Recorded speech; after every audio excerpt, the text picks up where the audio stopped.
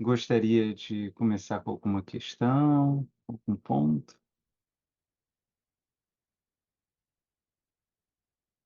Sem problema, Patrícia. Mas se quiser perguntar, não precisa ter vídeo também não.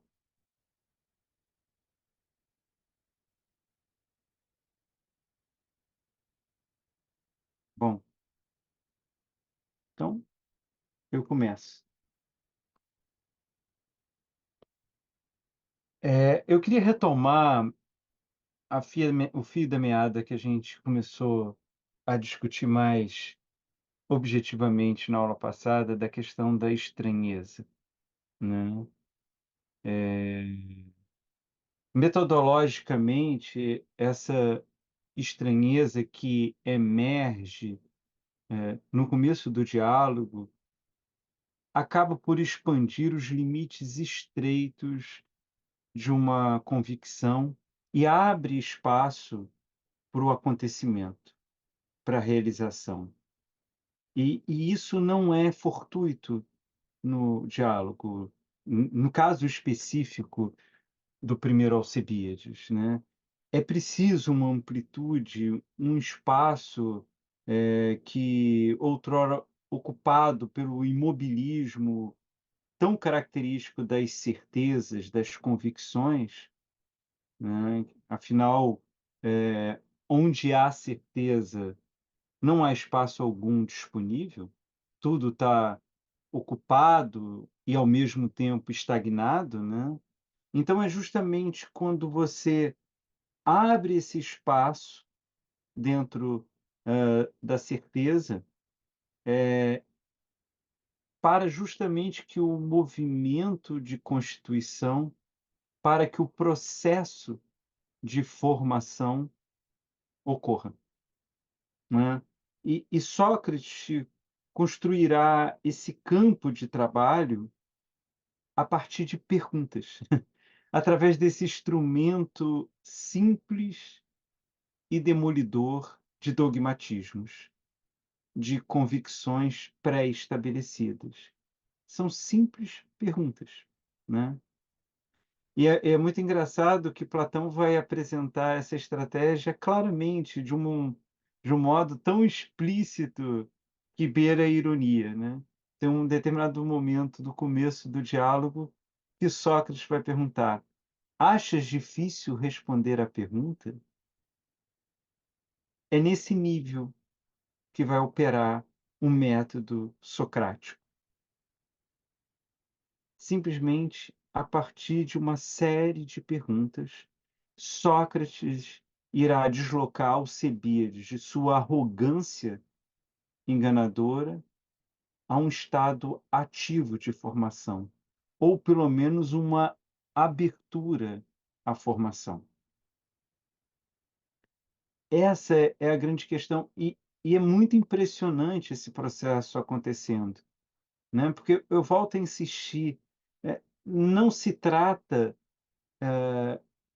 de uma aplicação de um método sofisticado, lógico, teórico, abstrato, né.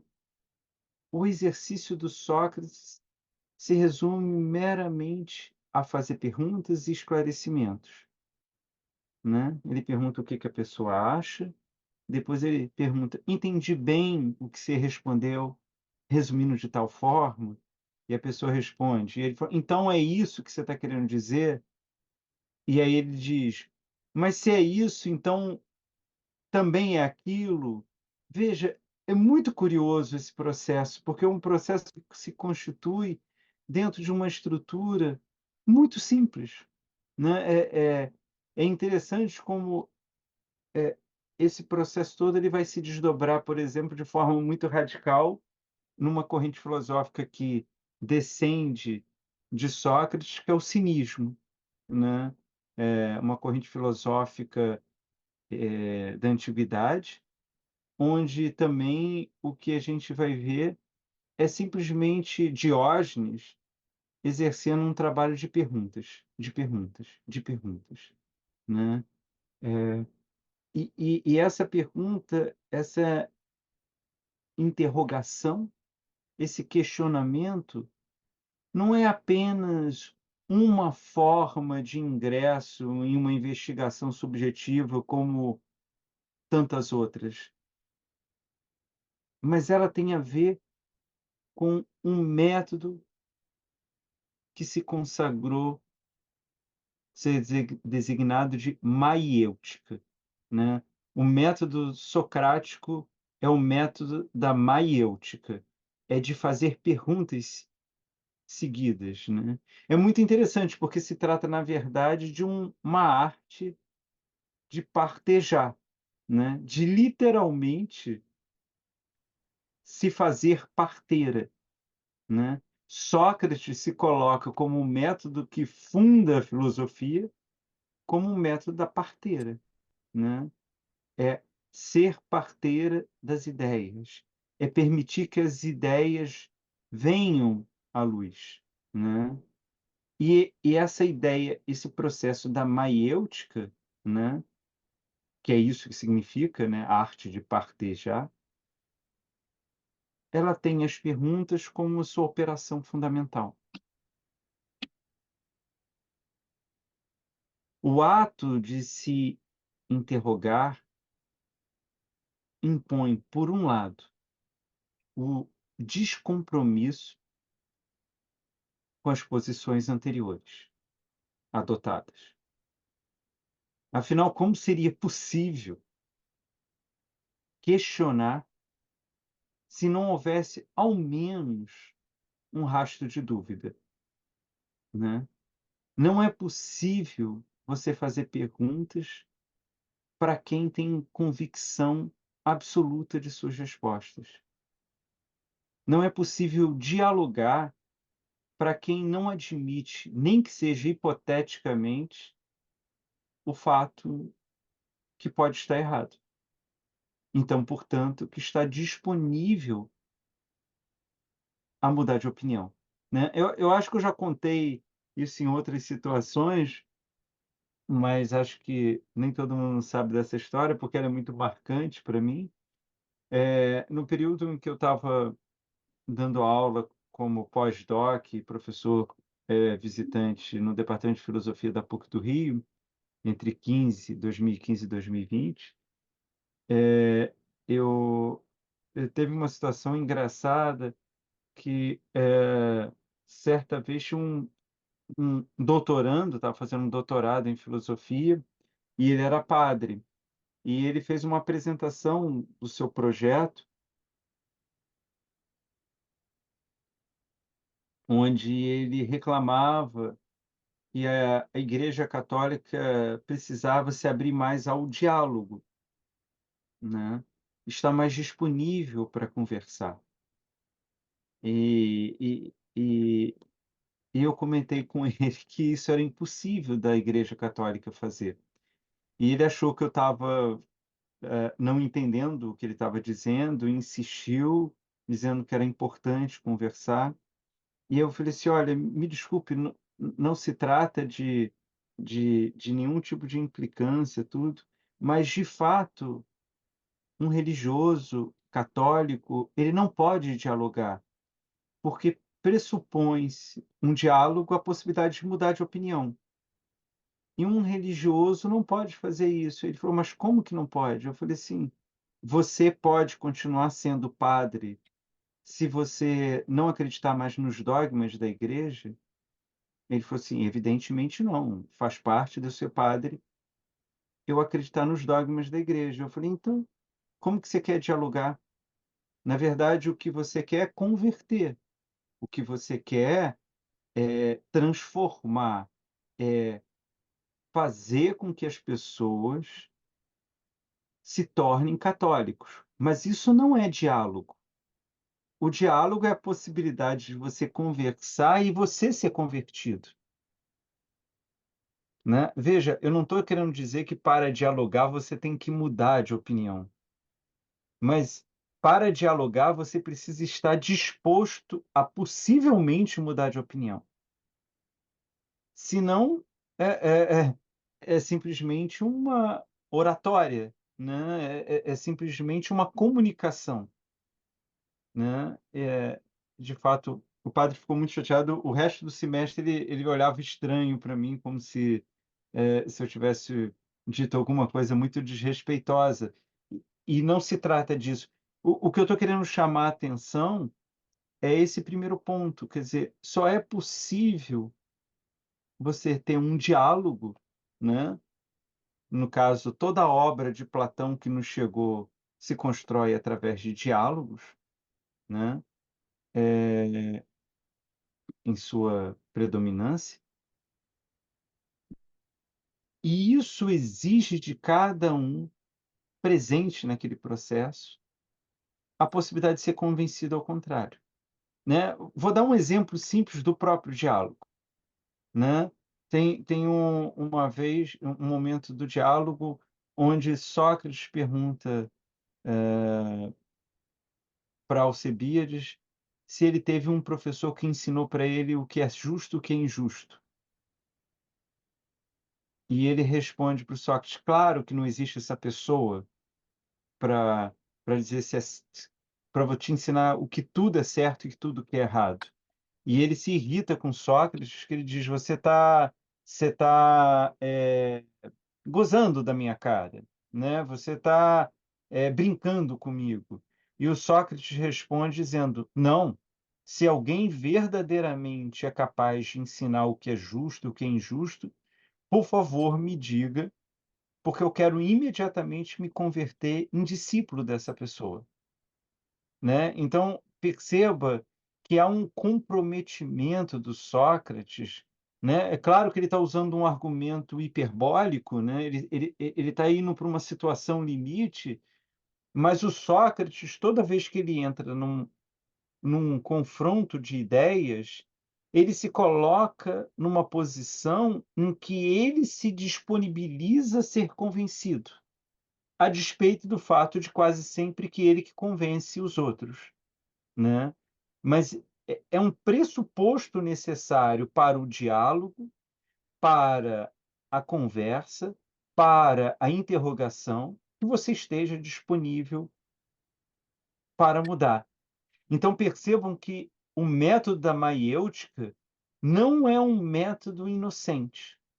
Ele parece ser muito simples, ele recorre às estruturas muito básicas, perguntas, né, ele não o que eu quero dizer que estruturas muito básicas, porque ele não oferece uma explicação complexa da realidade, né. O Sócrates não chega e fala: "Alcebiades, você precisa mudar tudo na sua vida, o que você faz e o que você é, não permite você ser uma pessoa plena, e então eu vou te oferecer o caminho para resolver isso", né. Ele não faz isso. Ele diz: "Se a sua demanda é governar Atenas, deixa eu te fazer algumas perguntas para entender o que que você está pensando sobre isso".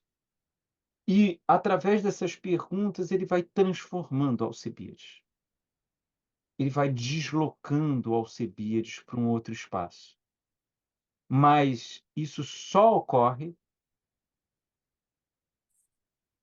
porque ele está disponível para ser deslocado junto com Alcebiades.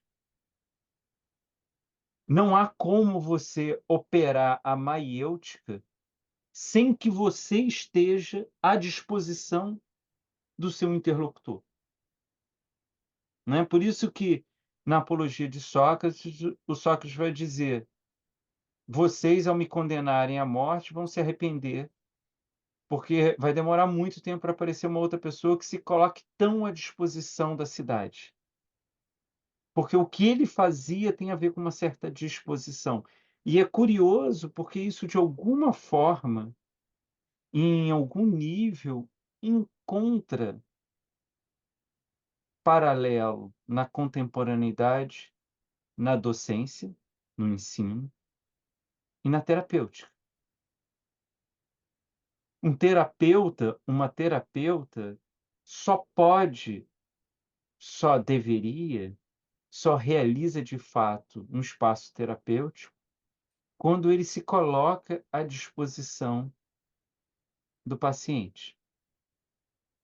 Quando, de certa forma, ele não está ali para impor respostas, para designar saídas pré-definidas, mas ao contrário, ele está ali justamente para permitir que o paciente se escute, para que o paciente, tendo essa outra figura, possa se reconhecer e possa então ressignificar, elaborar, transformar o seu sofrimento, né. Por isso que eu pessoalmente gosto muito da ideia do terapeuta como um tambor, né, como aquilo que ressoa, né. Ele não é por um lado, passivo, de fato não, mas ele não controla plenamente a situação. Ele controla o espaço, né, em qualquer momento ele pode encerrar a sessão, ele pode,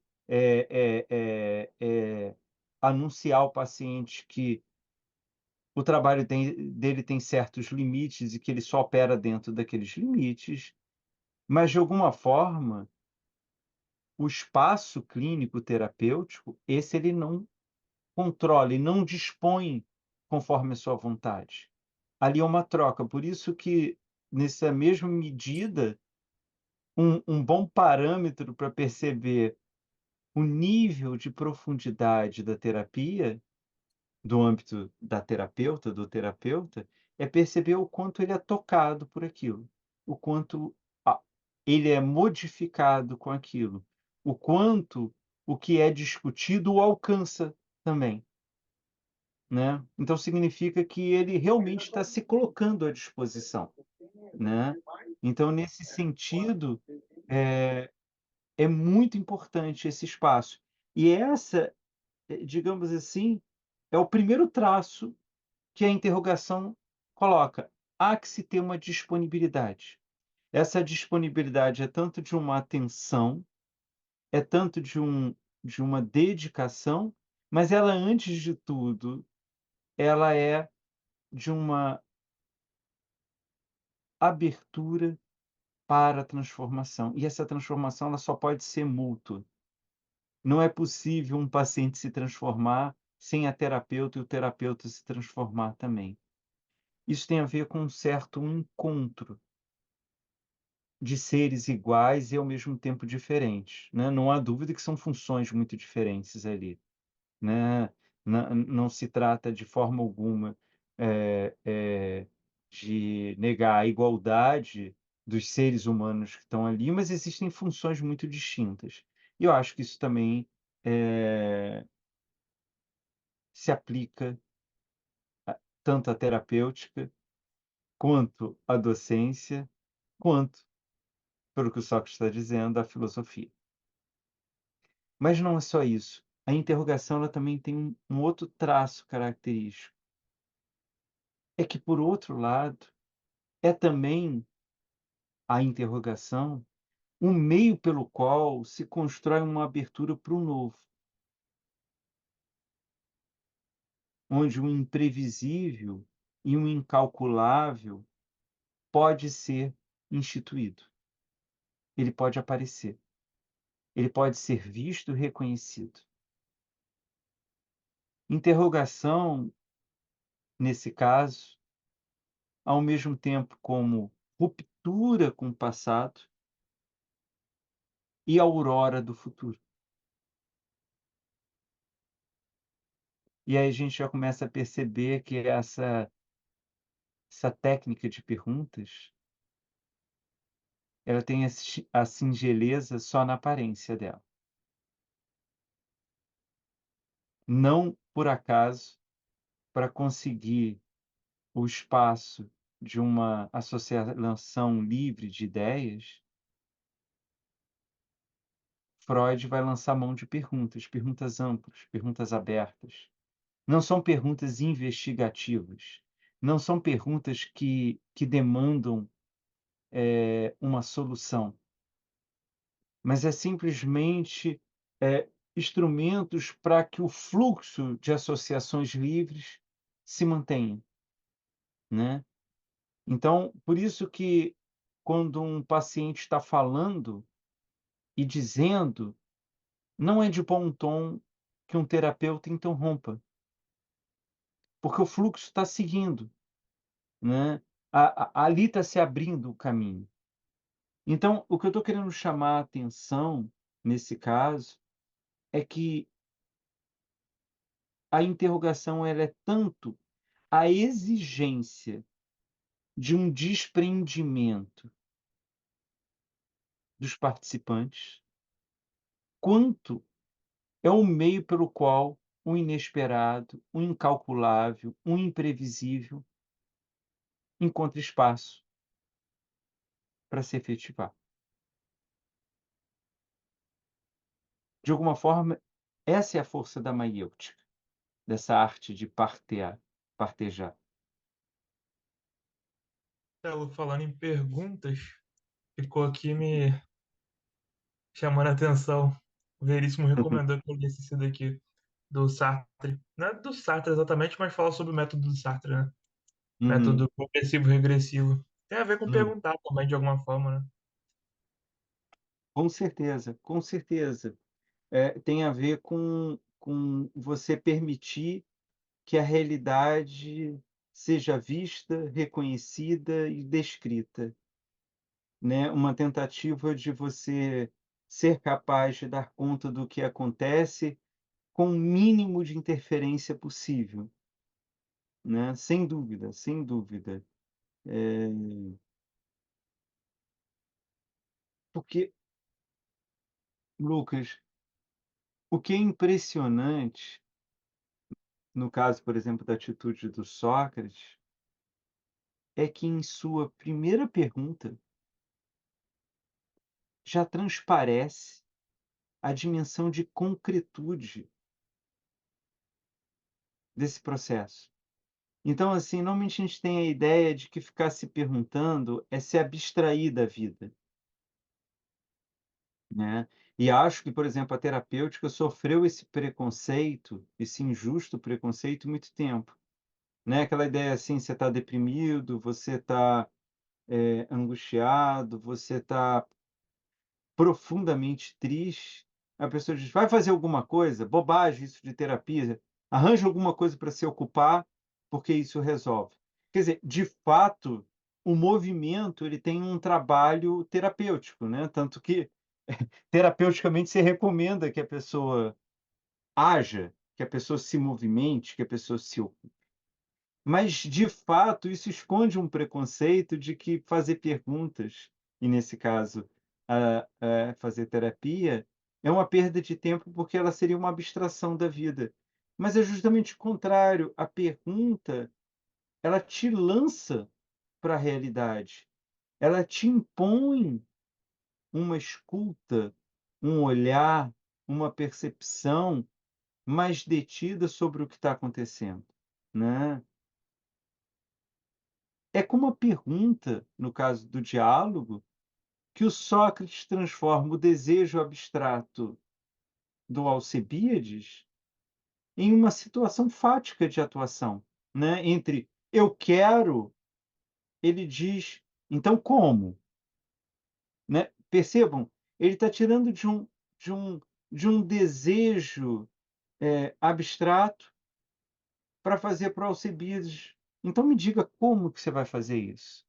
Qual é o caminho que você deve seguir? O que difere você dos outros? Como que você vai lidar com aqueles que questionam você? Como que você vai se portar quando não te escutarem? Que tipo de conhecimento você vai precisar para atuar? É justamente o que ele está fazendo, é impondo a realidade, o real, ao Alcebiades, né? É impressionante isso, porque isso nem sempre é claramente percebido. Normalmente a gente toma o a pergunta, o questionamento, como algo superficial, algo supérfluo, algo, pouco relevante, colateral. E Sócrates está mostrando que a pergunta é que dá impõe, exige, reclama o contexto. Alcebiades diz: "Quero governar Atenas". E o que o Sócrates pergunta: "O que é governar? Como que vai governar? Quais são as posturas que você vai adotar? Que caminho que você vai seguir?". É o contrário, ele está impondo o real. Queria ler para vocês aqui esse trecho quando ele faz isso, na minha edição aqui na página 51, mas de toda forma, é o 106C na na na datação tradicional, né. Então, Sócrates vai dizer: "Então, comecemos. Como disse, tencionas dentro de pouco apresentar-te aos atenienses em caráter de conselheiro. Suponhamos que, num instante preciso de subires à tribuna, eu te detenha para perguntar-te: ó Alcebiades, no momento em que os atenienses se reunirem para deliberar, por que motivo te apresentas para ministrar-se-lhes conselhos? Não será por julgares que conhece melhor do que eles o assunto de que vão tratar?" E aí Sócrates pergunta para Alcebiades: "Que me responderia?" Entendem o que o Sócrates está fazendo? Ele está impondo a realidade para Alcebiades. Ele está impedindo que o desejo do Alcebiades se perca como mera, intenção, e que isso se adquira efetividade e realidade. Né, de alguma forma, se a gente fosse fazer uma brincadeira, literária aqui, deixa eu ver, acho que está aqui próximo, tá aqui. O Sócrates é o oposto de Oblomov. Oblomov é um personagem absolutamente tradicional da literatura russa, e a coisa mais incrível nele é que ele não faz nada. Ele tem ideias magníficas, ele tem projetos fantásticos, mas ele fica só na intenção, ele não executa nada, né. Então, nesse sentido, o que o Sócrates faz com Alcebiades é: me mostre, demonstre, exerça esse desejo na realidade. Como que isso vai funcionar, né? Tem hora que inclusive Alcebiades se irrita com essas perguntas concretas do Sócrates, e o Sócrates diz: "Mas quando você for para o conselho, você não vai poder dizer: 'Ah, não quero responder isso'. Ah, por que que você me pergunta?' Você vai ter que ter uma resposta. E se você quer trabalhar com isso, como que vai ser?". Então, eu insisto nisso, porque às vezes nos passa desapercebido. A pergunta, ao contrário do que o senso comum atribui, ela sempre nos joga para a realidade. Ela dificulta, ela atrapalha, ela interdita, em última análise, uma abstração total da realidade.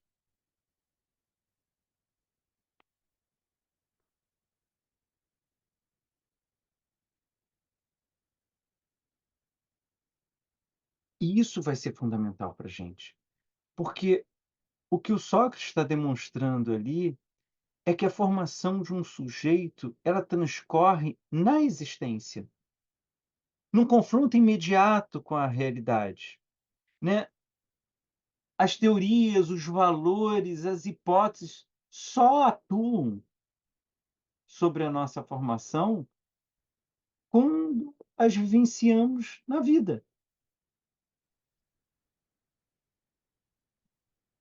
é justamente nesse intuito que o Sócrates pergunta ao Alcebiades se haveria possibilidade, por exemplo, de aprender sem a interação de outra pessoa, ou a partir de uma investigação própria, desculpa. Ou seja, o que o Sócrates está perguntando é assim: você consegue pensar sozinho? Você consegue se desenvolver sem ninguém? É um trabalho de isolamento? É um trabalho de recuo? E que Alcebiades vai responder de forma categórica, dizendo: de forma alguma. Né? O que o Sócrates está querendo mostrar é que, antes de tudo, a formação subjetiva ela tem um confronto com a realidade. Né? Como na aula passada a Débora chamou a atenção de que a subjetividade ela é, antes de tudo, um processo, uma produção, uma construção. E se ela se constrói diante do outro, a partir do outro, com o outro, na relação com o outro. Não à toa a gente vai ter o trabalho tão impressionante do Paulo Freire, quando ele radicaliza essa compreensão de que eu aprendo com o outro, dizendo: então, tanto melhor para me usar na educação os exemplos, o conhecimento, a técnica, a vivência de com quem que eu falo. Né? Se eu estou alfabetizando um pedreiro, é meu papel conhecer as palavras que ele conhece, a prática que ele conhece, a vivência dele. Porque se eu conseguir fazer isso, eu o ajudarei a aprender. Porque eu, de alguma forma, eu estou intensificando essa relação constitutiva. Tem um texto também muito impressionante, de Santo Agostinho, acho que se chama Carta aos Bárbaros, pelo menos Não o pode dar para criança, não. o o a carta é um padre pedindo orientação a Santo Agostinho, como que ele faz para catequizar as pessoas. É interessante que o Santo Agostinho ele começa primeiro com uma forma muito irônica e gentil e graciosa, que ele diz: "Olha, você me tem em alta conta, porque por que que você acha que eu vou saber dizer para você como que eu devo, eh como que você deve catequizar as pessoas?". E a primeira coisa que ele diz é: "Não ache que eu catequizo bem, porque eu sou mais inteligente que você, porque eu conheço mais que você. O que eu vou te dizer é o que eu faço. E o que eu faço é, eu presto atenção em quem eu estou falando". Da mesma forma que, se eu falo com uma pessoa muito simples e humilde, palavras muito complexas e argumentos muito rebuscados, ela não vai se interessar pelo que eu estou falando. Da mesma forma, se eu falar com pessoas muito cultas e sofisticadas, a partir de exemplos e de um discurso simples, ela vai também perder o interesse. Então, a alma da da conversa é você tentar encontrar um denominador comum. E você só encontra um denominador comum quando você presta atenção na pessoa, né, quando você mede a dimensão do que você está dizendo no reflexo, né. Por isso que eu gosto tanto que vocês perguntem, que vocês falem, que vocês participem, porque de alguma forma isso vai norteando o que eu estou falando. Eu entendo, em certa medida, para onde eu devo ir. Então, esse é o caráter fundamental. Vejamos o que a gente está dizendo até aqui. A interrogação, ela não é banal, ela impõe um comprometimento de quem faz a pergunta, da mesma forma, um comprometimento de quem responde a pergunta.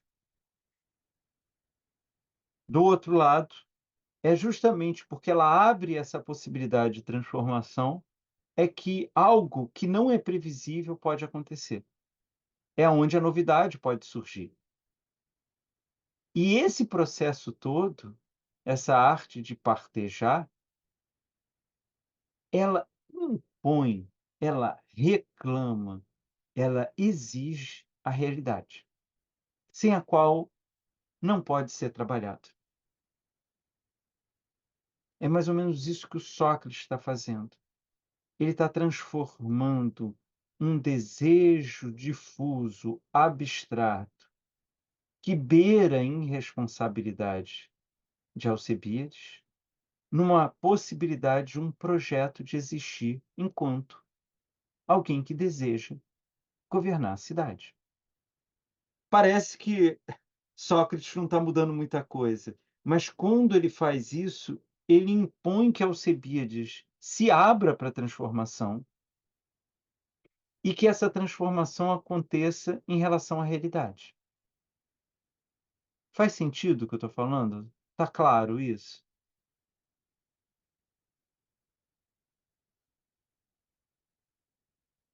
E é interessante porque Sócrates, no diálogo, ele parece que ele está falando obviedades o tempo todo, né, distante daquilo que a gente imagina pertencer a um trabalho de formação, de erudição, de um caráter filosófico, né. Eh, Indagações sobre se há aprendizagens alheia à experiência, hã, sobre se há necessidade de investigar algo que já se saiba, eh, parece mais nos afastar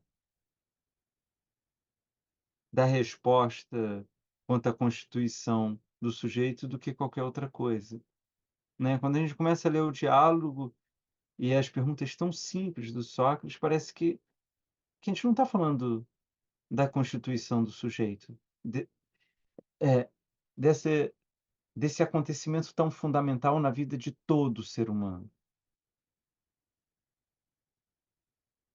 E, de fato, o que Sócrates está a produzir, né, com essa sequência de perguntas de uma natureza quase infantil, né,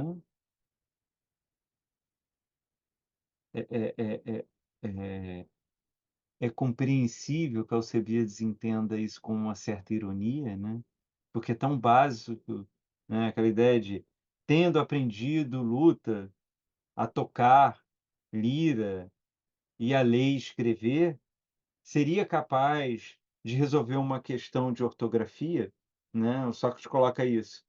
Uma pessoa que sabe tocar lira, uma pessoa que sabe lutar, a pessoa que sabe escrever e ler, ela é capaz de resolver uma questão de ortografia e ela também é capaz de construir um navio, e ela também é capaz de adivinhações, né. O Alcebiades começa a ficar irritado com essa sequência de perguntas, né, porque parece que não faz o menor sentido o que o Sócrates está dizendo, né. O Alcebiades responde de forma muito rápida e direta, né. Ele diz: "Claro que não, Sócrates.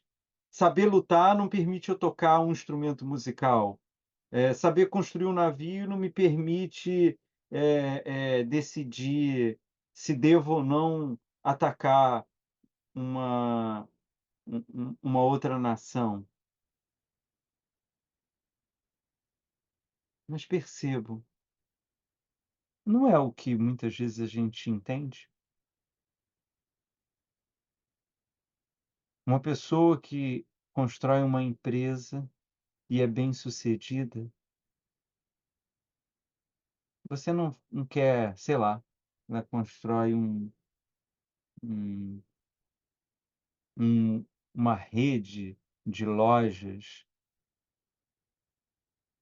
de venda de varejo, e daqui a pouco você está perguntando para ela como resolver os seus problemas pessoais, acreditando de que porque ela foi excelente em um acontecimento do trabalho, ela é capaz de responder coisas que não têm nada a ver com o trabalho, né. Você não vai perguntar para ela: "Olha, eu estou querendo vender a minha geladeira, e você que é muito bom de vender, como que eu vendo a geladeira?". Não, você quer perguntar como que você vai ser bem-sucedido sendo médico, como que você deve construir a sua formação sendo professor, ou quer que seja. Veja, Sócrates não está tão maluco assim de fazer essas perguntas. O que está por trás disso? Qual é a questão? É que há uma ilusória autoridade do conhecimento. Só porque alguém conhece bem algo, nós tendemos a achar que ela é excelente em tudo, que ela é competente em tudo, que ela será bem-sucedida em tudo. É isso que ele está querendo chamar a atenção. E o que ele está com isso fazendo, com isso ele está abrindo a possibilidade, é criando um espaço que fique evidente, que possa ser percebido entre o que Alcebiades acredita saber e a realidade como ela se dispõe. Ele está confrontando Alcebiades com o mundo. No fundo, não se trata, como poderia até se pensar, de uma necessidade do Alcebiades, por exemplo, cursar essas matérias das quais ele não domina e das quais não foi submetido ao aprendizado. Não é isso que o Sócrates está querendo dizer. O Sócrates não está querendo dizer para ele: "Olha, você tem que estudar tudo que você não sabe, porque eu estou te mostrando que você não sabe muita coisa".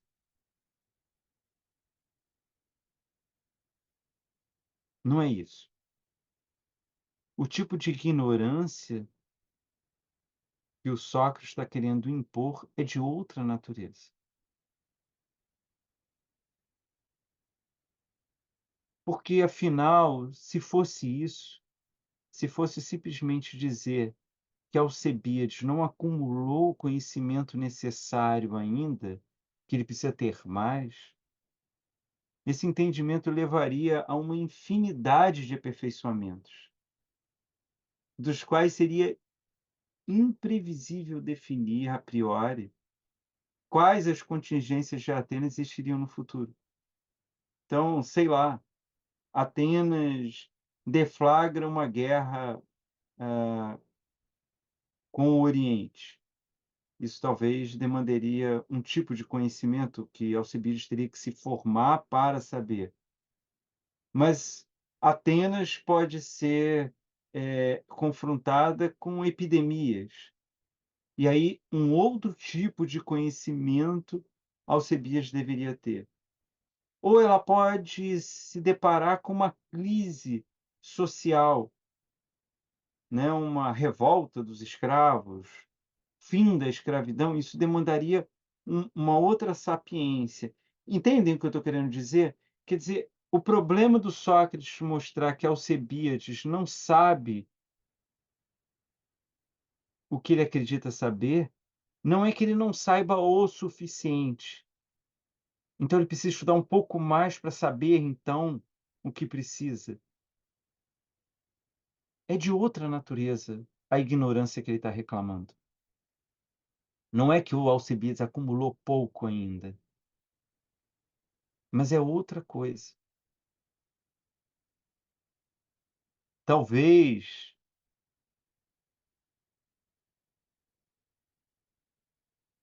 a lição do Sócrates seja exatamente a de mostrar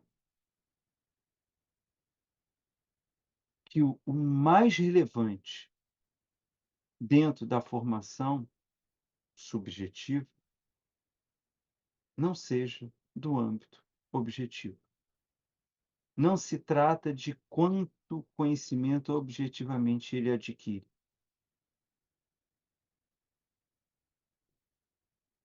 Vejam, o que eu quero dizer,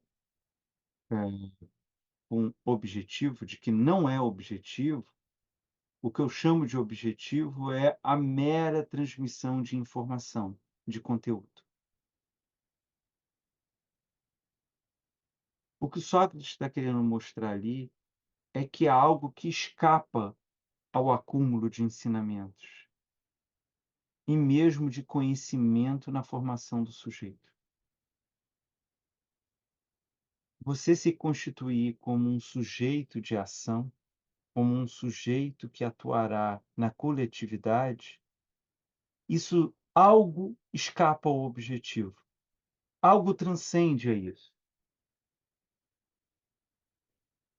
O trabalho de subjetivação se mostra de outra ordem. E isso é muito estranho para nós, filhos da modernidade, adoradores da eficiência, do consumo, da produtividade. Ideias essas, eficiência, produção, consumo, que não norteiam unicamente a sociedade, mas também a educação das pessoas.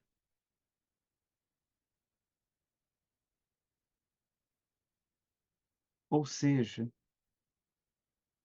o que o Sócrates está mostrando para Alcebiades não é que ele precise ser mais eficiente, não é que ele precise ser mais produtivo, não é que ele precise acumular mais informação.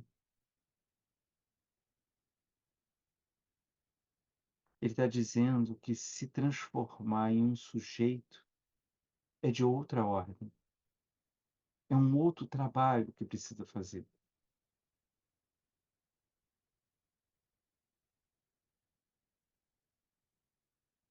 E essa passagem, ela vai ser obtida justamente com a instituição da primazia da sabedoria sobre todas as vantagens objetivas, sejam elas riqueza, constituição física, nobreza, até mesmo a beleza.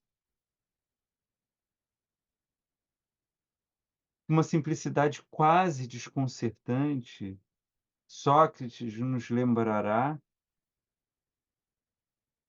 ou seja, nos lembrará daquilo que esquecemos, que é preciso saber para aconselhar. É necessário se fazer concernente no que se pretende aconselhar para se ter pertinência.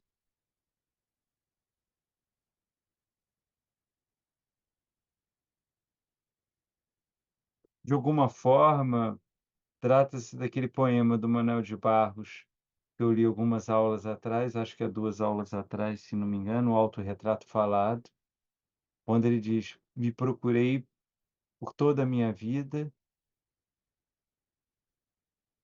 e como dei sorte de nunca me encontrar, me salvei".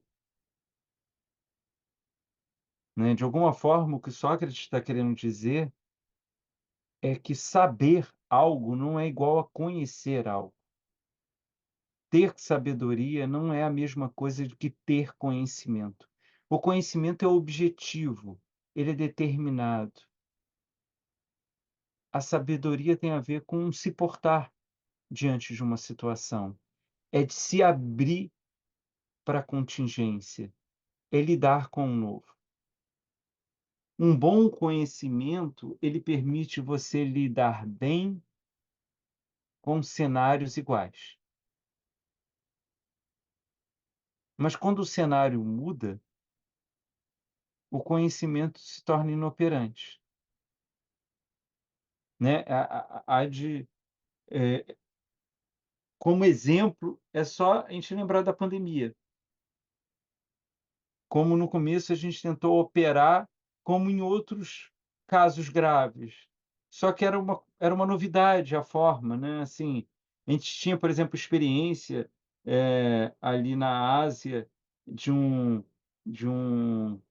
vírus muito mais letal e violento, mas de uma transmissão mais difícil, né, e a gente viveu um tipo de experiência estranha com Covid, que ela nem de perto era tão letal quanto as outras, mas ela causava uma debilidade que exigia internação para que a pessoa não morresse, e com isso ela saturava todas as instalações hospitalares e as pessoas morriam por causa da falta de atendimento, né.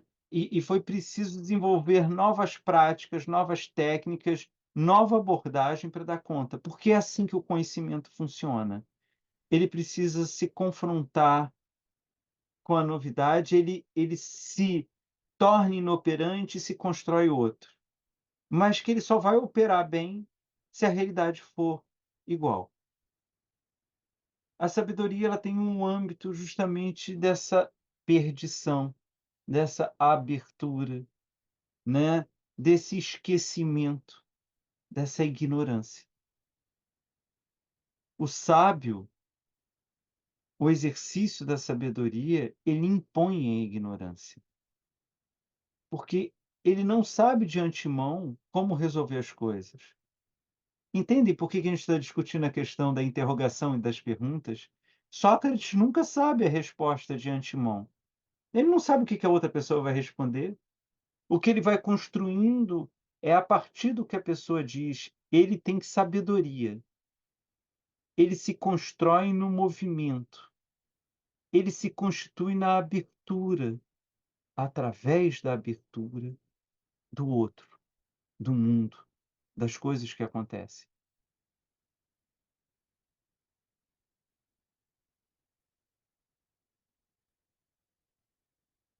E é curioso, porque vai ser justamente nesse ponto,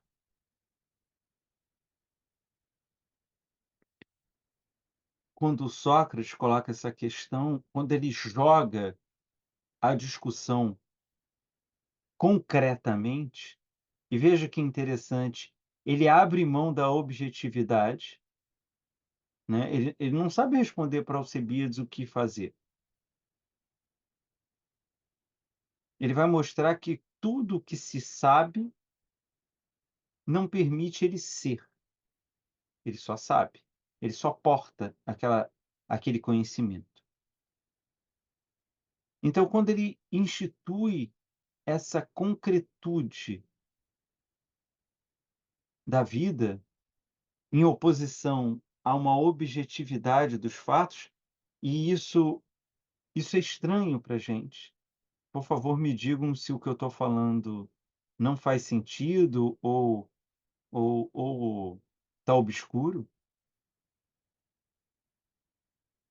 Para Sócrates, concreto é você olhar para a vida. Objetivo é você achar que a vida é sempre igual, que ela não é contingente, que ela não é imprevisível, que ela não é indeterminada.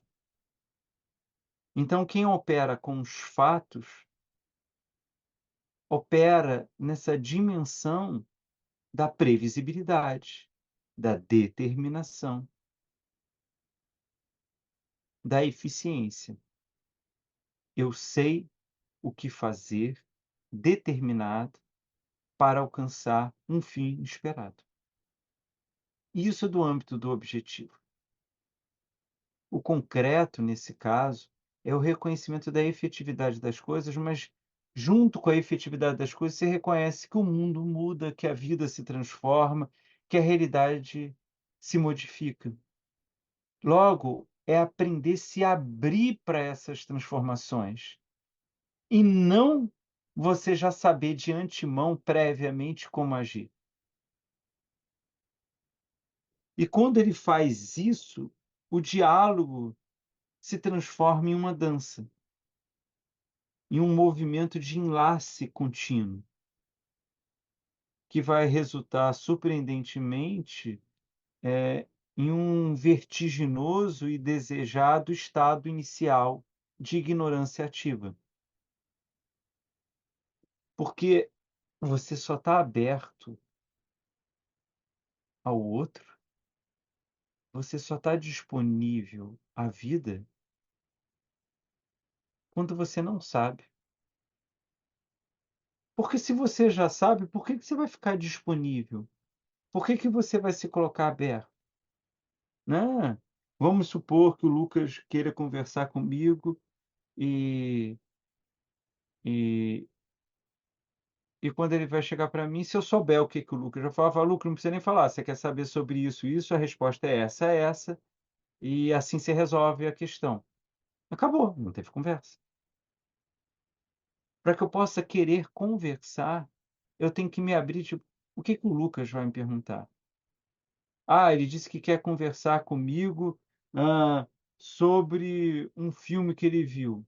Qual será o filme? Eu não sei.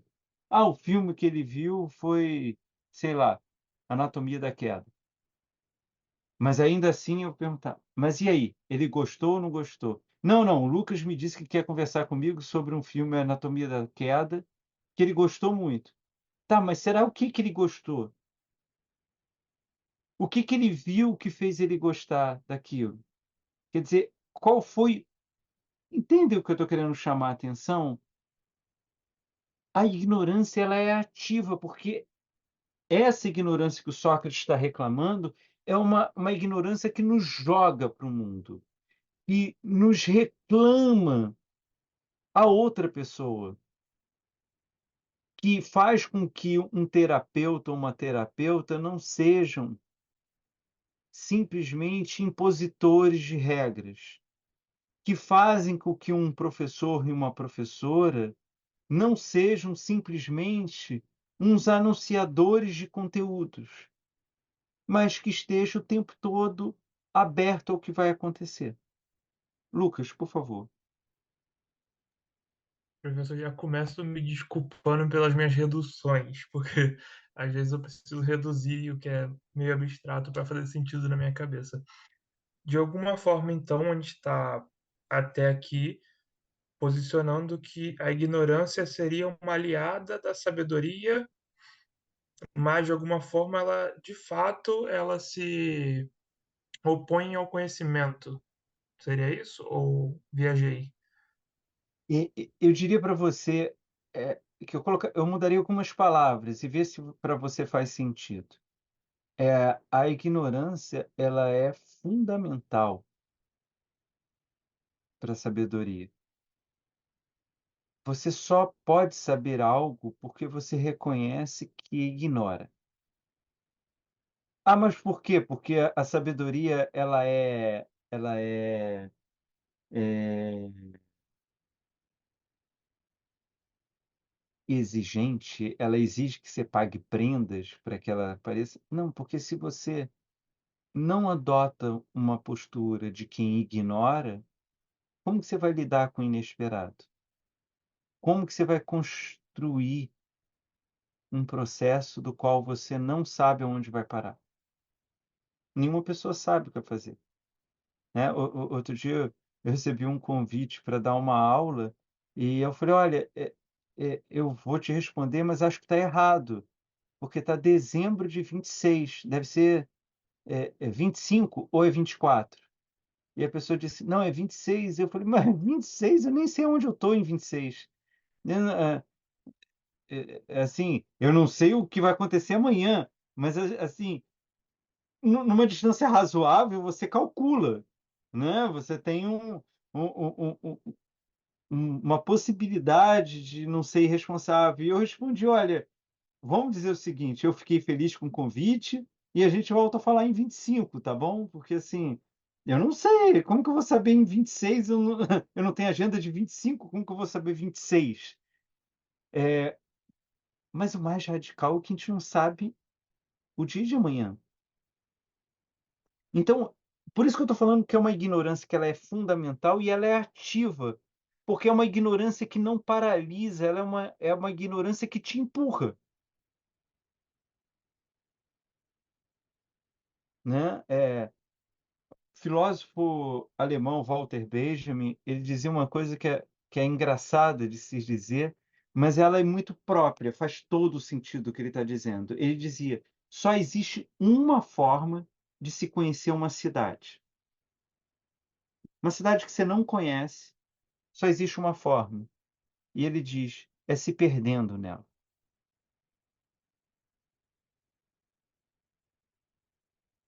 Porque, veja, vou dar um exemplo de uma cidade famosa no mundo,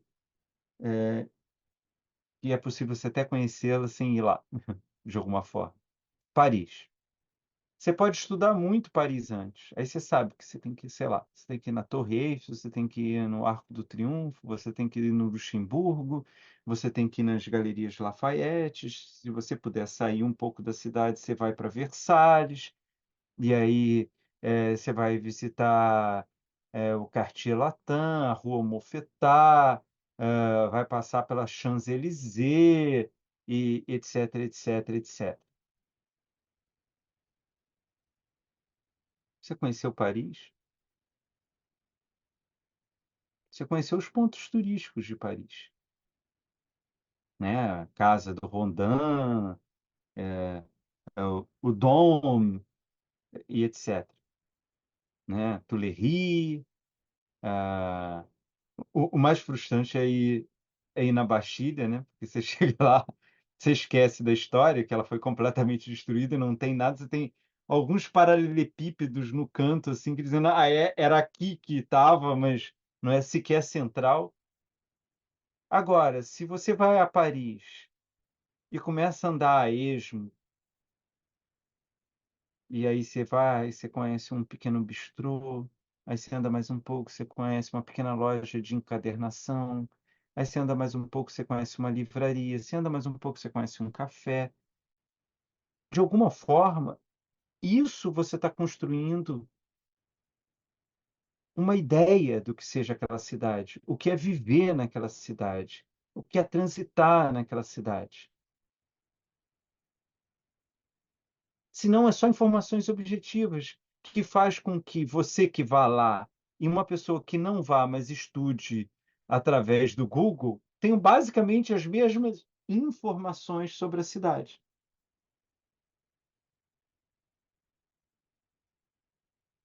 Então é um pouco disso, Lucas. É um pouco, eu acho que eu já disse isso aqui, mas é porque para mim é muito marcante, de uma professora de psicanálise que disse certa vez para mim que ela achava muito melhor um terapeuta voyeur do que um terapeuta investigador. Porque um terapeuta investigador está sempre em busca da causa. E ela chamava a atenção. Isso muitas vezes vai atrapalhar o paciente está indo por outro caminho que é importante para ele, você vai querer estar ali como um policial, um detetive, querendo chegar à resposta. E se você chegar à resposta por sorte, o que vai fazer diferença? O trabalho da terapia é ajudar a pessoa a encontrar o caminho dela. Você saber qual é o caminho não muda nada na vida da pessoa. Nada. Agora, um terapeuta ou uma terapeuta voyeur está querendo saber qual é a nova história que vai ser contada. Nesse sentido, em termos de psicanálise, então ele está incentivando a associação livre de ideias, a que fale, a que emerja ali coisas que conscientemente estão recalcadas, estão censuradas, estão esquecidas por uma vergonha, por uma culpa, por um incômodo muito profundo. Então, nesse sentido, o voyeur é aquele que não sabe o que vai acontecer e ele está curioso para ver o que vai acontecer. Já o detetive não, ele é objetivo, ele quer saber o que foi e pronto. É muito interessante a gente pensar sobre essa dinâmica, né? Então é um pouco disso. A ignorância, ela vai ser fundamental e ela empurra, porque a gente tem, de novo, uma ideia de um senso comum da ignorância como paralisia. né? Quando a gente fala é um ignorante, é aquele que ficou parado no tempo, que não se atualizou. Não, não é esse tipo de ignorância, não é, essa paralisia. A ignorância é justamente você reconhecer que você não sabe. E se você não sabe, se você não conhece, você busca saber, né? É aquilo que te tira, né, a ideia de que alguém chega e fala assim para você: "Puxa, saiu um filme novo do Wim Wenders, muito bom". Aí você fala assim: "Eu já assisti 10 filmes dele, eu já sei quem é Wim Wenders, não preciso assistir". Bom, o conhecimento dos 10 filmes do Wim Wenders não diz o que que é o Dias Perfeitos, o atual filme do Wim Wenders. É isso.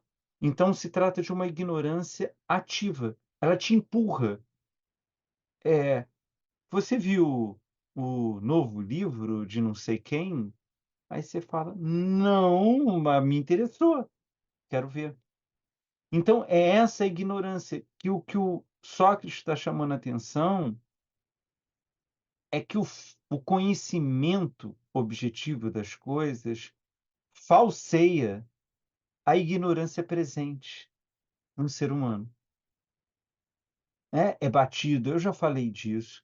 Vocês me perdoem, sejam complacentes comigo que eu vou repetir mais uma vez, mas é a famosa história que se conta de que foram no oráculo de Delfos perguntar quem era o homem mais sábio do mundo, responderam Sócrates. Foram procurar Sócrates e perguntam: "É verdade ou não?". Ou seja, você vai ser arrogante ou você vai desmentir o oráculo?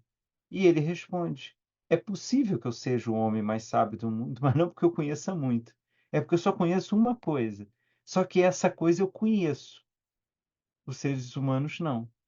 Eu sei que não sei das coisas. As pessoas acham que sabem das coisas. Como ele sabe que não sabe, ele pode se constituir uma pessoa, ele pode buscar a sabedoria, ele pode agir, ele pode se constituir. Mas aquele que acha que já sabe muito, que já conhece o suficiente, para quê? Com toda razão, né, se você já conhece, para quê?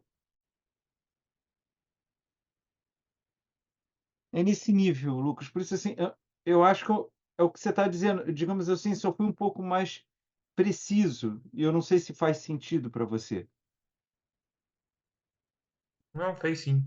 Fez sim. É porque de vez em quando eu também abstraio muito e as pessoas não conseguem me acompanhar. Mas consegui entender sim. Fez sentido. O que o Sócrates está mostrando através de perguntas a Alcebiades é que o conhecimento de um médico é útil para assuntos de saúde pública, mas é desproposital para temas como construção naval ou arquitetura. Que um treinador é capaz de tomar boas decisões sobre luta, escolher momento mais propício para aplicar um golpe ou o método mais correto para aquela situação. Mas é completamente impróprio para práticas musicais, o conhecimento. O que o Sócrates está querendo mostrar para Alcebiades, ou em termos de dramaturgia do texto, ele está descobrindo junto com Alcebiades, é que o conhecimento objetivo se mostra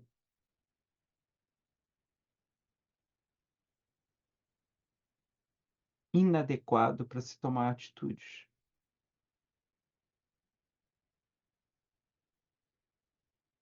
E é algo bastante incompreensível na nossa cultura isso.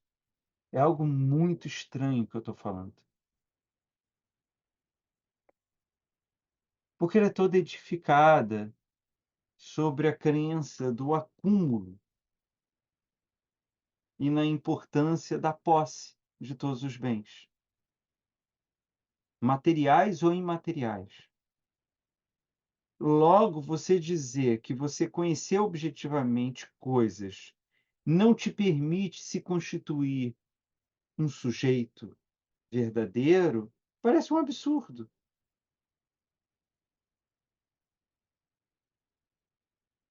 A nossa cultura, até para emoções bastante complexas, como felicidade, acha que é do acúmulo, né? Quer ser feliz, adquira produtos, consuma.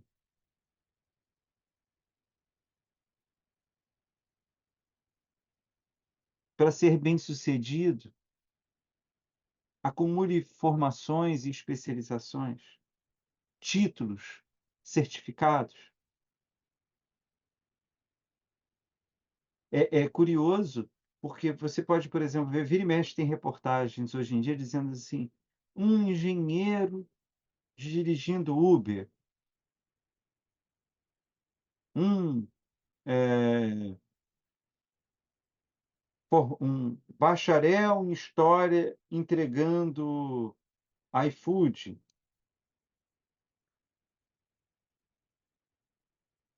Mas quando você vai ver a formação da pessoa,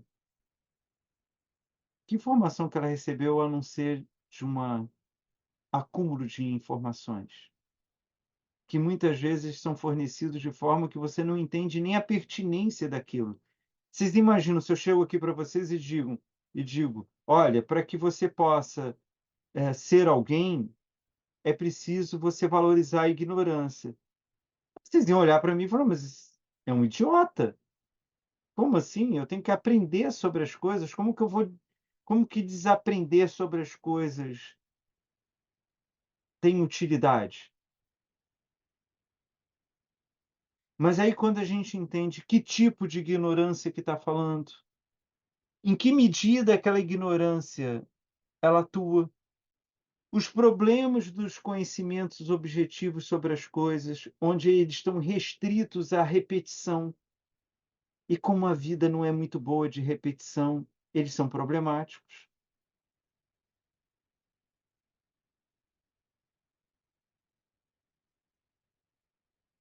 Nesse sentido, a gente aprende a pertinência das coisas e isso ultrapassa o conhecimento objetivo.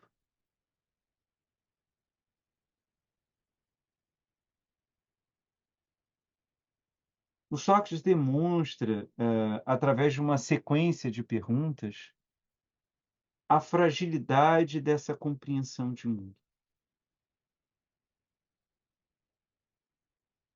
que toma coisas distintas, para pegar os exemplos do diálogo, construir barco, edificar casa, tocar instrumento, realizar uma guerra, como todas iguais perante um conhecimento vago e refletido.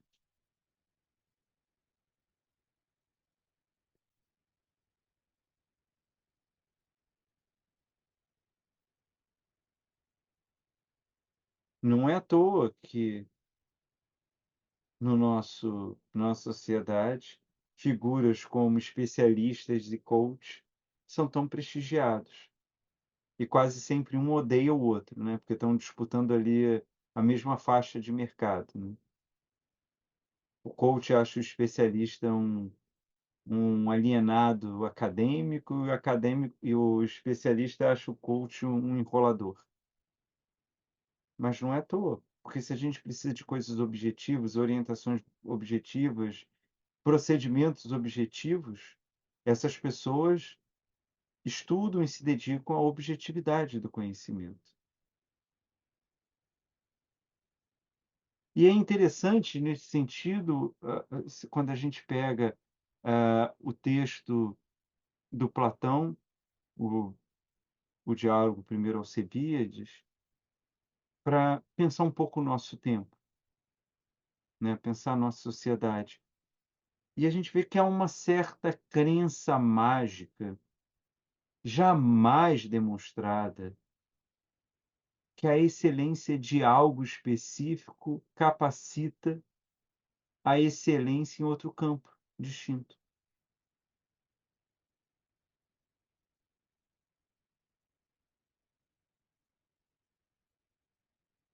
Vou dar um exemplo assim muito gritante.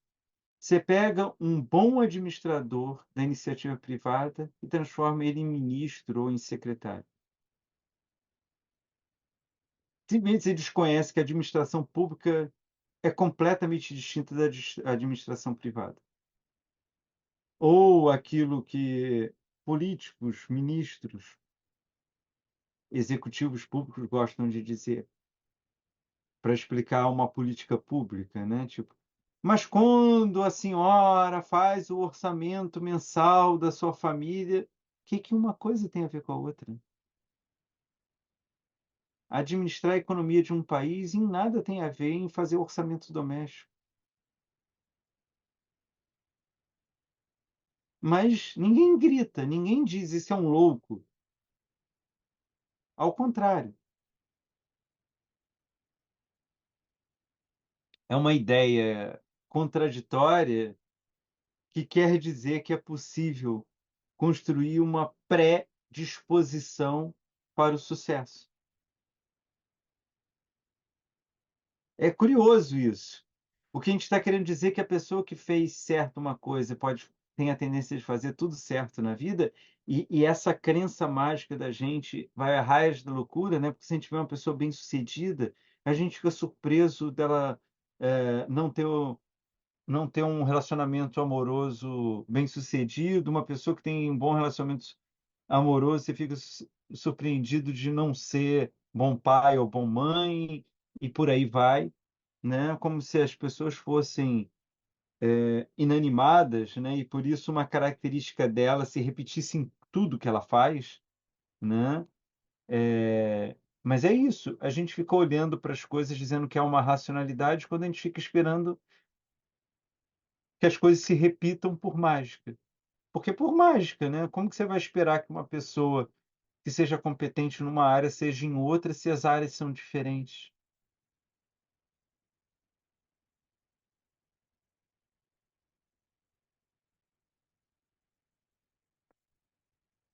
De certo modo, o que eu estou querendo dizer é como se a incompetência específica, né, de não construir barco fosse sanada por um conhecimento ou outro, que é ter nascido numa família tradicional, para usar exemplos do Alcebiades.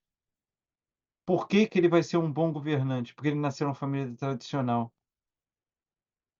Hum, mas uma coisa é nascer na família tradicional, outra coisa é administrar uma cidade, uma nação, um grupo de pessoas.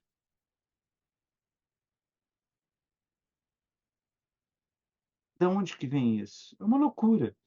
Quando a gente para pensar a forma com que a nossa cultura, a nossa sociedade organiza os parâmetros, seus valores, é enlouquecedor. E é isso que o Sócrates faz com meras perguntas.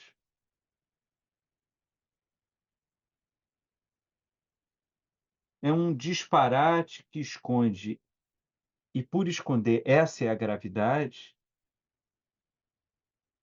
a verdadeira busca de como se portar no mundo.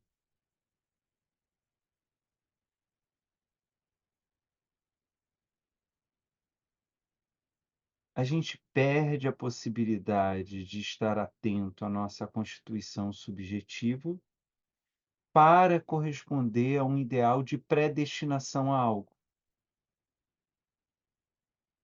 O problema da nossa cultura de focar no conhecimento objetivo é que ela interdita que a gente cuide da gente mesmo, já que nós não somos seres objetivos.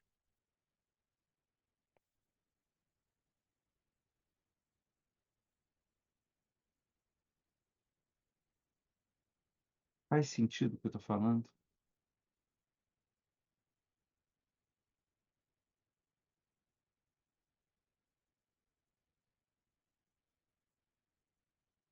A saída para essa contradição que interdita o saber, né?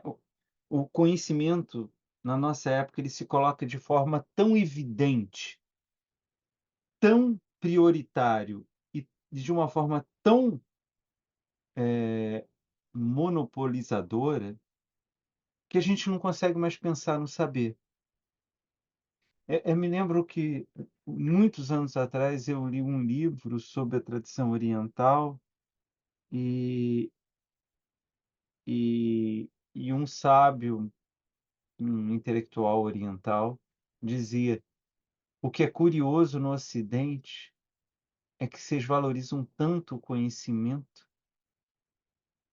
que nunca prestam atenção no saber". E eu me lembro que na época que eu li isso, eu não conseguia compreender qual era a diferença, que na minha cabeça sabedoria, conhecimento era a mesma coisa, saber e conhecer é a mesma coisa. E eu demorei muito tempo, e quando eu digo muito tempo, demorei décadas até entender a diferença do conhecimento como algo objetivo, determinado, fixo, a sabedoria como uma construção, como um processo, como uma abertura.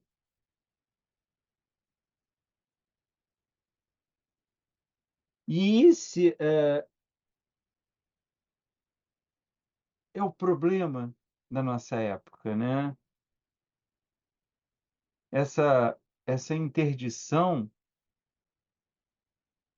impede de saber dizer se uma atitude desejada é do âmbito do conhecimento específico, ou seja, você tem que aprender para fazer isso.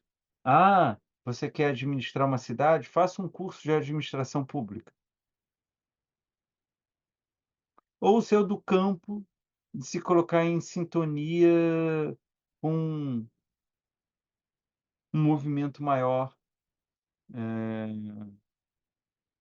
a ideia de você se transformar.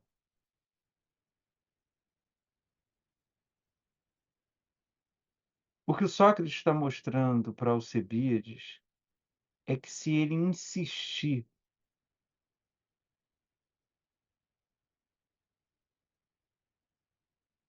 no fato de que ele precisa adquirir objetivamente conhecimentos, portanto, possuir conteúdos para bem administrar uma cidade, ele jamais será capaz de perceber a ignorância que ele tem diante da vida e, portanto, ele nunca irá aprender a se portar no mundo. Com isso, ele jamais terá sabedoria para agir.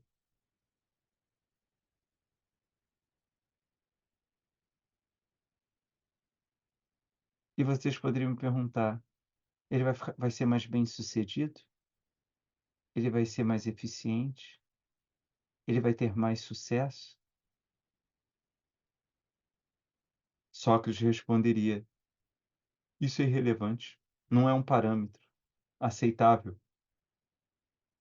O que você tem que fazer é prestar atenção na sua constituição, nas suas escolhas, nas suas atitudes, no seu comportamento, para que tudo o que você faça tenha pertinência e, portanto, seja verdadeiro.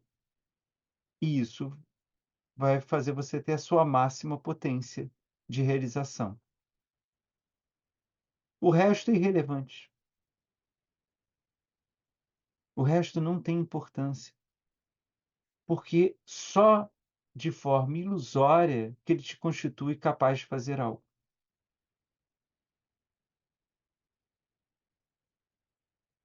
Mas isso tudo é muito estranho a nós. Essa premissa de que você deve parar de acumular conhecimento e passar a se questionar daquilo que você não sabe e, portanto, deve buscar, é muito estranho ao nosso tempo, porque no nosso tempo há um estímulo irracional à aquisição e produção de conhecimento a qualquer custo. é o oposto disso. Nós vivemos uma lógica radicalmente oposta àquilo que Sócrates está defendendo.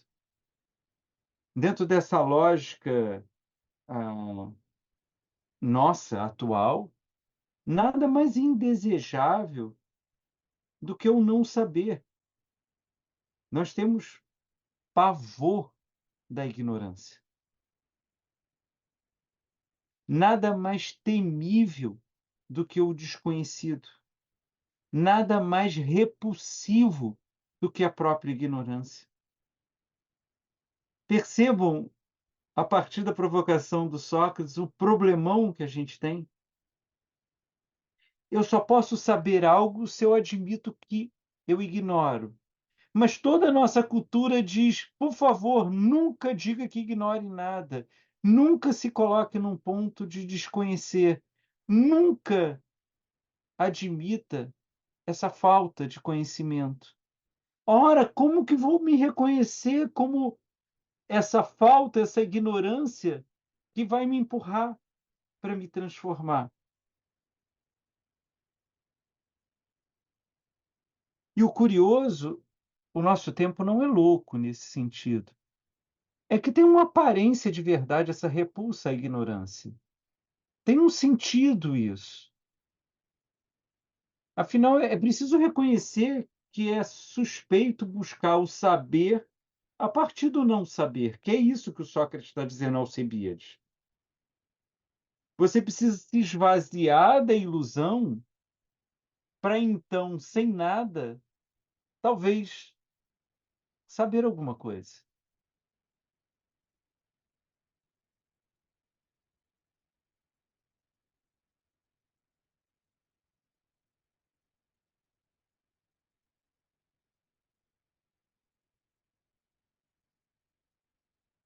Se na nossa cultura a gente transforma o saber em algo, o conhecimento em produto, se o pensamento se assemelha a uma posse,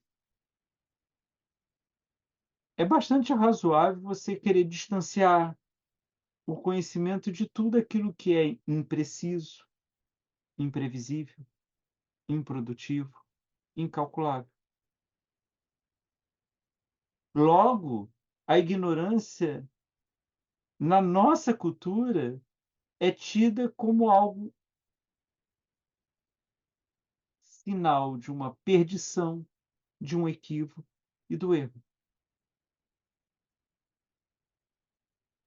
Por isso, esse horror, essa ojeriza à ignorância. Né? Poucos xingamentos são mais efetivos do que você chamar alguém de ignorante. Ele praticamente encerra a discussão ou começa uma briga corporal ou de xingamentos.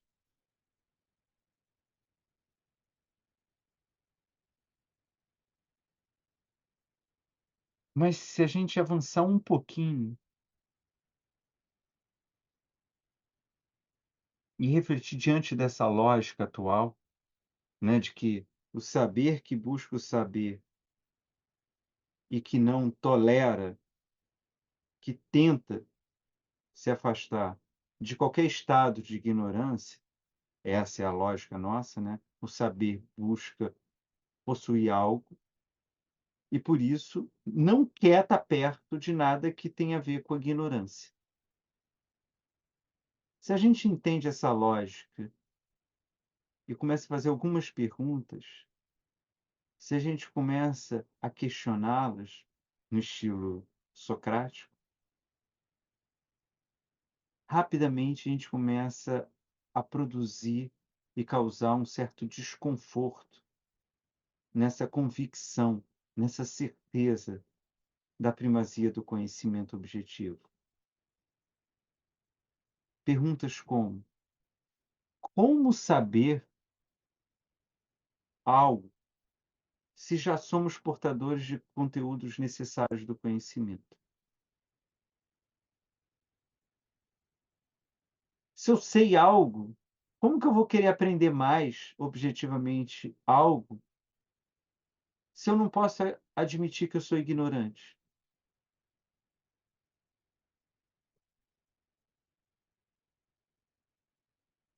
Como que eu me vejo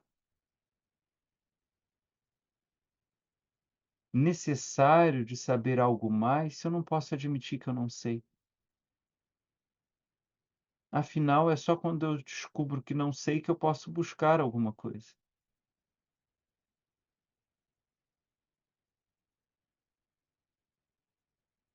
Ou ainda, como simplesmente ser capaz de se perguntar sobre qualquer coisa, se não podemos não saber? Ou seja, como adquirir conhecimento sem ter ditado se é condenável não saber? Se eu pergunto algo, eu só pergunto porque eu não sei a resposta. Porque se eu sei a resposta, eu não preciso perguntar.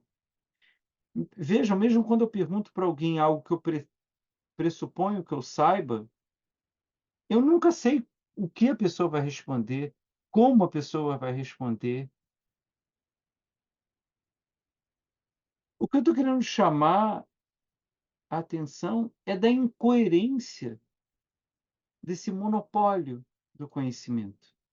Ele não se sustenta por si só. A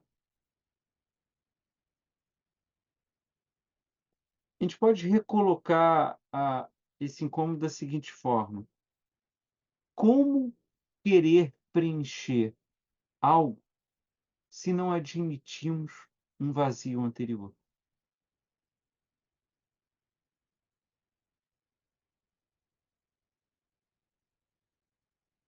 Se a gente entender essa questão, então a gente vai ser capaz de perceber que a ignorância, que nada mais é essencialmente do que o reconhecimento de um estado não preenchido, não terminado, que somos nós. Portanto, trata-se, basicamente, o que o Sócrates está demandando, de uma certa economia espacial, do espaço. Ele está falando do espaço. É preciso que admitamos que nós somos um espaço a ser trabalhado, e não algo conclusivo, e não um estoque de posses. Nós somos uma disposição frente a um projeto.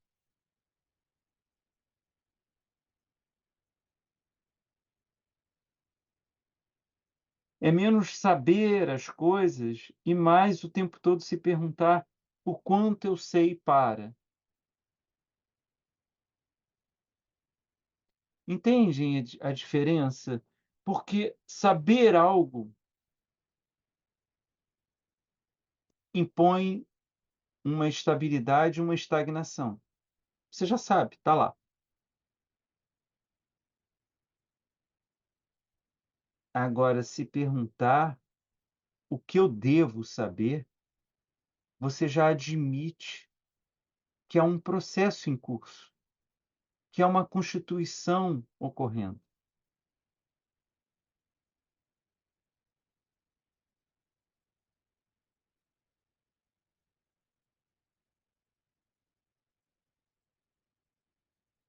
Nesse sentido, Sócrates vai levar Alcebíades a perceber essa verdade, quando justamente ele vai discutir com ele sobre o momento em que ele descobriu a distinção do que era justo daquilo que era injusto.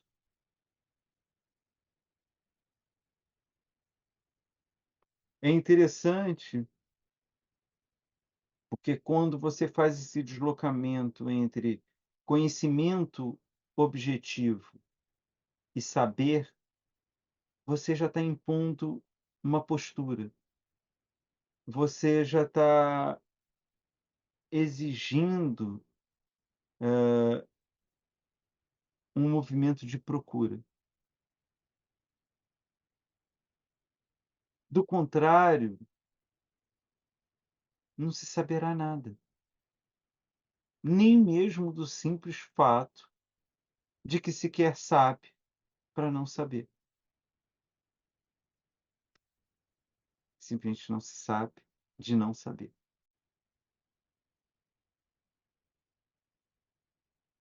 De certa forma, o que Sócrates está fazendo é impondo a toda saber o movimento. Saber tem a ver com postura, tem a ver com atividade, tem a ver, com ação, e não com acúmulo, e não com posse.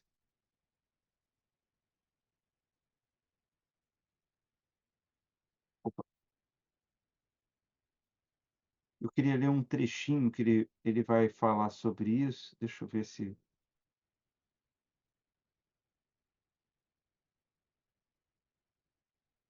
ele vai mostrar. Acho que eu vou só citar pela hora aqui, que eu queria falar mais uma coisinha. Ele do 109D de dado até o 110D de dado, ele vai começar ali dizer: "Mas então, meu caro Alcebiades, como não percebeste que ignoravas isso? Ou dar-se-á o caso de haveres frequentado, sem saber, algum professor que te ensinou a distinguir entre o justo e o injusto? Quem é ele? Diga-me quem seja e apresenta-me a ele para que eu aproveite as suas lições", aquilo que a gente disse. E ele vai seguindo mostrando justamente que o Alcebiades vai mostrar que ele não sabe o que é justo, o que é injusto. Porque Alcebiades ele começa o diálogo dizendo, como se fosse uma tabela: eu sei o que é justo, o que é injusto. E conforme o Sócrates vai perguntando para ele, ele vai perdendo essa capacidade. E até um ponto que ele diz: de fato, eu não sei dizer o que é justo, o que é injusto.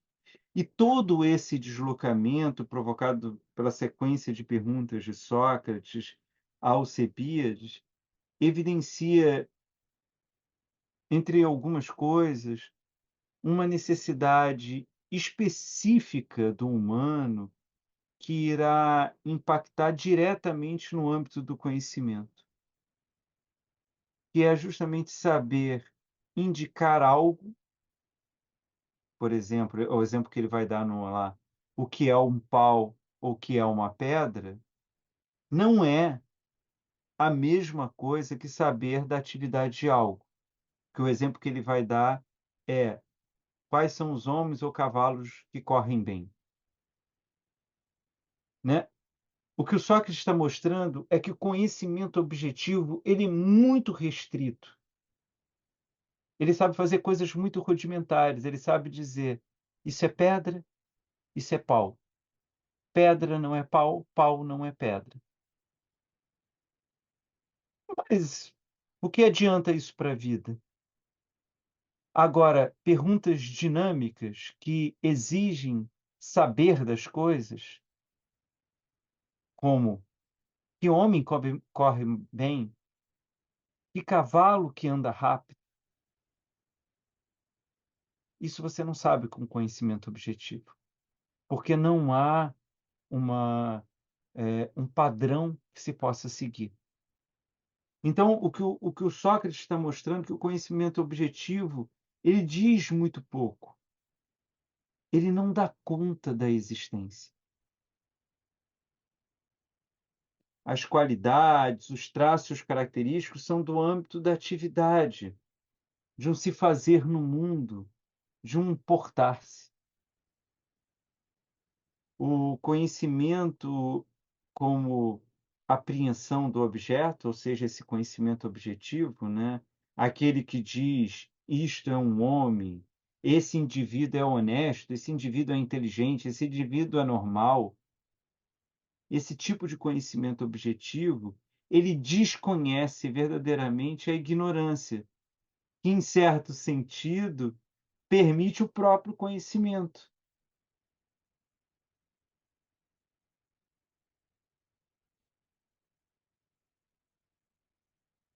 O que o Sócrates está querendo dizer é que você diz mais sobre o humano ao dizer o que ele não é, e não dizendo o que ele é. Parece um jogo de palavras, mas não é. O que eu estou querendo chamar a atenção é que toda vez que o conhecimento objetivo tenta determinar o homem, a subjetividade, ele perde a subjetividade, ele perde o ser humano. Porque o ser humano é uma constituição, ele é um movimento, ele é um se fazer constante. Quando ele diz o que ele não é, ele ainda se mantém aberto, porque ele não está determinando, ele não está aprisionando o homem, o sujeito, a condição humana. E nesse sentido, ele ainda está incorporando e ele ainda está deixando como possível entender o homem através do que ele faz, do que ele age, do que ele escolhe, do que ele se posiciona, do que ele se ocupa.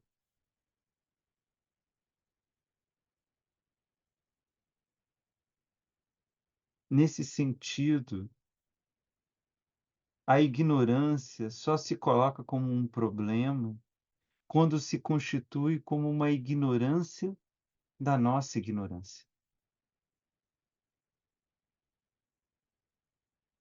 Esse é o único problema da ignorância.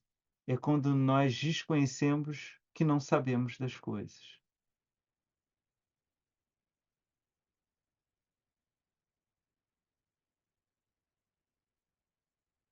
O desafio todo que o Sócrates lança a Alcebiades e que Platão, ao escrever o diálogo, lança a toda a humanidade, é de sermos capazes de descobrirmos a nossa ignorância. Esse é o trabalho a ser feito. Porque quando descobrimos a nossa ignorância, a gente não consegue possuí-la. Ela necessariamente nos empurra à ação. Diferentemente do conhecimento objetivo, porque eu posso aprisioná-lo, eu posso guardá-lo.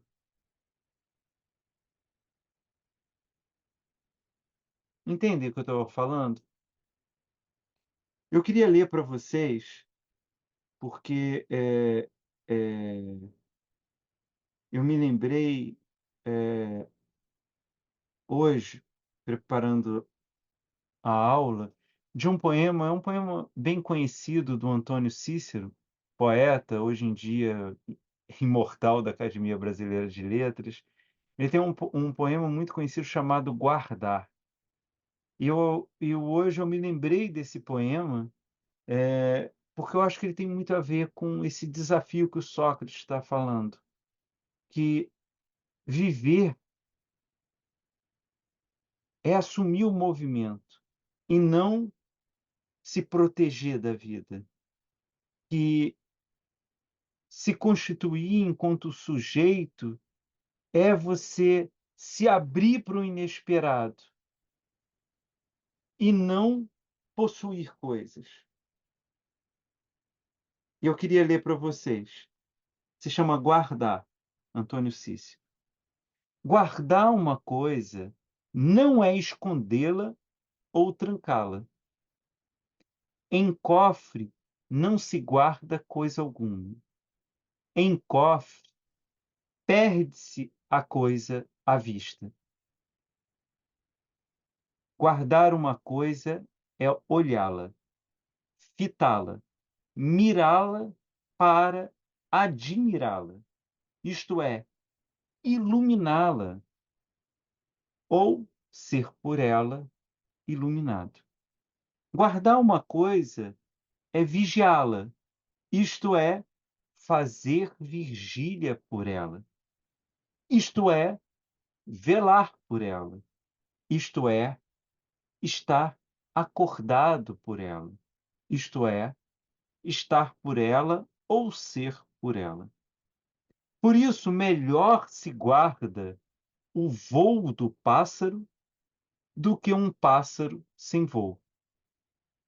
Por isso se escreve, por isso se diz, por isso se publica, por isso se declara e se declama um poema, para guardá-lo, para que ele, por sua vez, guarde o que guarda. Guarde o que guarda um poema. Por isso o lance do poema, por guardar-se o que se quer guardar.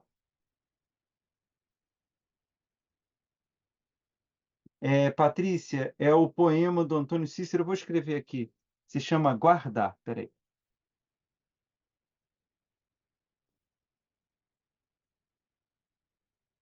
Poema Guardar.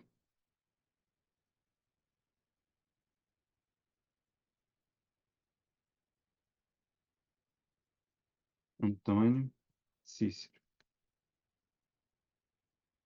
Eu acho lindo esse poema por vários pontos, porque essa frase é muito.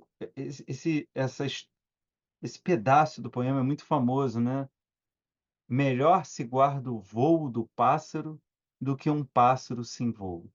Quer dizer, toda posse de conhecimento, quando ela é determinada, ela é objetificada, ela perde o movimento. Aquele conhecimento pássaro morre. O pássaro só é voando. Sem voo ele não é pássaro, né? E, e, e essa ideia, né, de que guardar alguma coisa é iluminar, e ao iluminar você é iluminado por aquilo.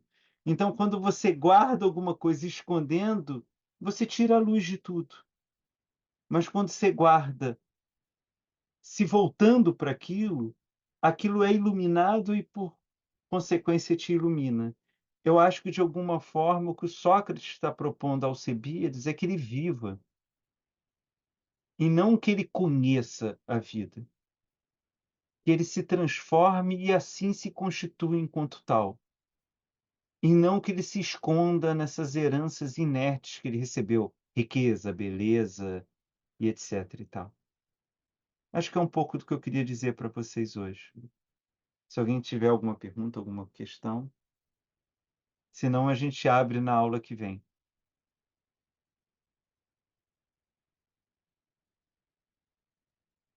É isso, Diga. apesar de complexo, né? Tem sua linha de raciocínio que está se fazendo na minha cabeça, está ficando mais claro. Mas vamos indo. Até semana que vem, então. Tchau, tchau.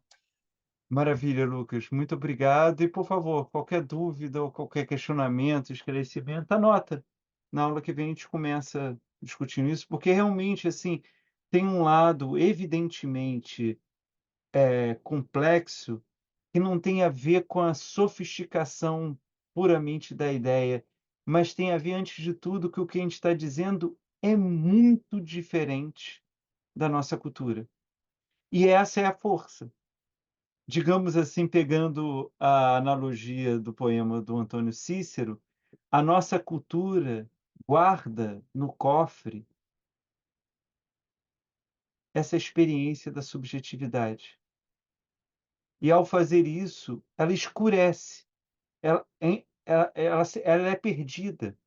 E, de alguma forma, essa possibilidade de trazermos de volta e, por isso, podermos iluminar, e, ao iluminar essa possibilidade, de alguma forma sermos iluminados por ela.